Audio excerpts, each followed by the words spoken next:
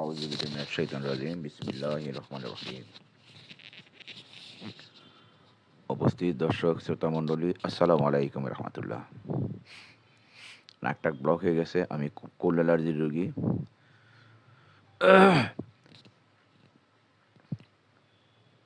বক্তব্যে হয়তো একটু গলা ক্যাকড়ান জারি আসবে, এটা ক্ষমার চোখে দেখবেন। আপনার অজুত সম্বন্ধে অবগত আছেন?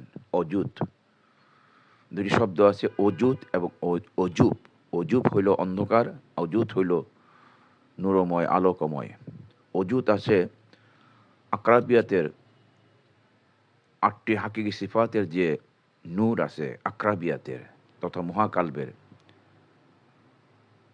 হায়াত, এলেম, কুদরত, এরাদাত, সামাওয়াত, বাসারাত, কালাম, তাকবিন, এই 8টি হাকিকি সিফাতের যে নূরের প্রতিবিম্ব আপনার শরীরে আসে সেটাকে অজুদ বলে। এই 8টি হাকিকি সিফাতের নূর মানুষের শরীরে, মানব দেহ হইল অজুব মানে অন্ধকার। আসার পরেই মানুষ কথা বলতে পারল, হায়াত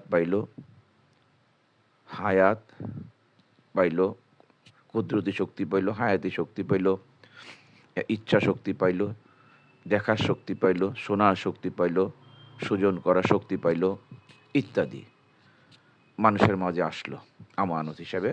আল্লাহ পাক সে আমানত, এটি আমানত মানুষের কাছে রাখলো, মানুষ গ্রহণ করলো, মানুষ গাফিল হইল। তো যাই হোক, আজকের আলোচনা হইল অজুত। আপনার অজুতরা যখন নাকি মানব দেহের মাঝে ফোকাসিং হয়, কাল্বের মাঝে আসে অজুত যখন আসমান জগৎ থেকে মানব দেহের ভিতরে প্রতিবিম্ব স্থাপন করা হয়, তখন তাকে পরীক্ষা করার জন্য করা হয় তার ভিতরে কোন কোন জিনিসের মধ্যে অন্ধকার আছে। আপনারা জানেন যে একটি অন্ধকার রুমের মাঝে যদি একটি বাতি জ্বালানো হয়, তাইলে এই রুমটার ভিতরে সব কিছু দেখা যায়, কোথায় কি আছে। ঠিক তদ্রূপ মানব দেহের ভিতরে যে 33 কোটি লতিফা আছে, সেই লতিফাগুলির মধ্যে যখন নাকি অজুদের ফোকাসিং করা হয়, তখন দেখা যায় যে এই 33 কোটি লতিফার মাঝে কোথায় কোথায় বিচ্যুতি আছে, বদগুণ আছে, কোথায় কোথায় নষ্ট আছে। এইটাকে শনাক্ত করার জন্য অজুদের প্রতিবিম্বটা অজুব মানব দেহের ভিতরে প্রতিফলন করা হয় তথা ফোকাস করা হয়। এটা আল্লাহ পাকই করেন। তাই ফোকাসের মাধ্যমে আল্লাহ পাক শনাক্ত করতে পারেন মানব দেহের মাঝে কি কি বিচ্যুতি আছে, বিভ্রান্ত আছে, কোন কোন জিনিসগুলো নষ্ট আছে অথবা ইনটেক্ট নাই, অপবিত্র আছে। সেগুলো শনাক্ত করে আল্লাহ পাক নিজেই তার পরিশুদ্ধ বা পবিত্রতা করার দায়িত্ব আল্লাহ পাক নিজেই করেন। আল্লাহ পাক নিজের হাতে পবিত্র করা তথা হেদায়েত করে। হেদায়েত শব্দের অর্থ পবিত্র। হেদায়েত শব্দের অর্থ পবিত্রতা আনয়ন করা, শুদ্ধ পথে নিয়ে আসা। তো এখন যার শরীরে এই অজুত প্রতিবিম্ব পড়ে অন্ধকারই থাকে, মৃত্যু পর্যন্ত অন্ধকারই থাকে, তারা 33 কোটি লতিফার তাদের পবিত্র হয় না, তারা এই মানব দেহ পাবে না। মানুষের যে আদম দেহটি আছে এটা তারা পাবে না। তার আবার সেই নাফসটা সে প্রাণী জগতে ফিরে যাবে।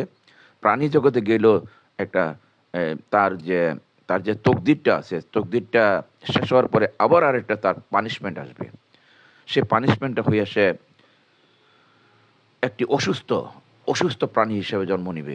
এটা অসুস্থতা, সুস্থতা, শাস্তি নিরূপ করে এই মানব দেহের ভিতরে থাকা অবস্থায় সে কতটুক সীমা লঙ্ঘন করছে, কতটুক অন্যায় অপরাধ করছে, যে বিচারটা হাসরের মাঠে জাজমেন্ট হবে।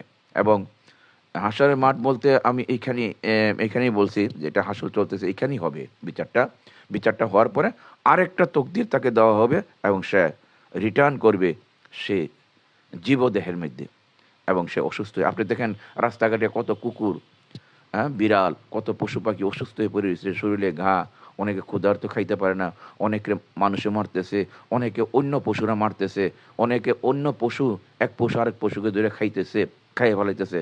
এর কারণ এই কারণ আমি যেটা বর্ণনা করলাম। এখানে বিস্তারিত বর্ণনা করার সুযোগ নেই। আমি যে এখানে ওয়াইডলি এখানে বক্তব্য রাখবো, কারণ এর এক একটা লাইন দিয়ে এক একটা বই রচনা করা যায় সুন্দরভাবে।